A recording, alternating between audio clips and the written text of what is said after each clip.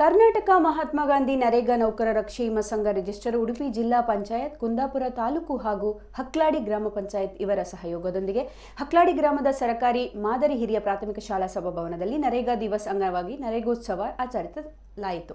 ಕಾರ್ಯಕ್ರಮವನ್ನು ಕಿರಣ್ ಪಡ್ನೇಕರ್ ಉಪ ಕಾರ್ಯದರ್ಶಿಗಳು, ಉಡುಪಿ ಜಿಲ್ಲಾ ಪಂಚಾಯತ್ ಹಾಗೂ ಚೇತನ್ ಅಧ್ಯಕ್ಷರು ಹಕ್ಲಾಡಿ ಗ್ರಾಮ ಪಂಚಾಯತ್ ಇವರು ದೀಪ ಬೆಳಗಿಸುವ ಮೂಲಕ ಉದ್ಘಾಟಿಸಿದರು.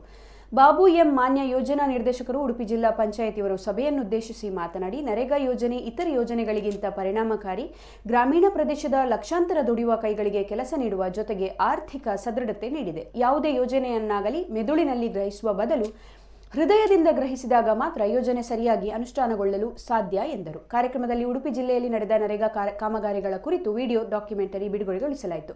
ಬಳಿಕ ಇ ಶ್ರಮ್ ಯೋಜನೆಯಡಿ ಕೂಲಿಕಾರರ ನೋಂದಣಿ ಹಾಗೂ ಗುರುತಿನ ಚೀಟಿ ವಿತರಿಸಲಾಯಿತು ಮತ್ತು ಸರ್ಕಾರಿ ಸೌಲಭ್ಯಗಳ ಕುರಿತು ವಿವಿಧ ಇಲಾಖೆಯ ಅಧಿಕಾರಿಗಳಿಂದ ಮಾಹಿತಿ ಕಾರ್ಯ ನಡೆಸಲಾಯಿತು. ಇನ್ನು ಇದೇ ಸಂದರ್ಭದಲ್ಲಿ ಸರ್ಕಾರಿ ಮಾದರಿ ಹಿರಿಯ ಪ್ರಾಥಮಿಕ ಶಾಲೆ ಆವರಣದಲ್ಲಿ ಪೌಷ್ಟಿಕ ಕೈತೋಟ ರಚನೆ ಕಾಮಗಾರಿಗೆ ಚಾಲನೆ ನೀಡಲಾಯಿತು.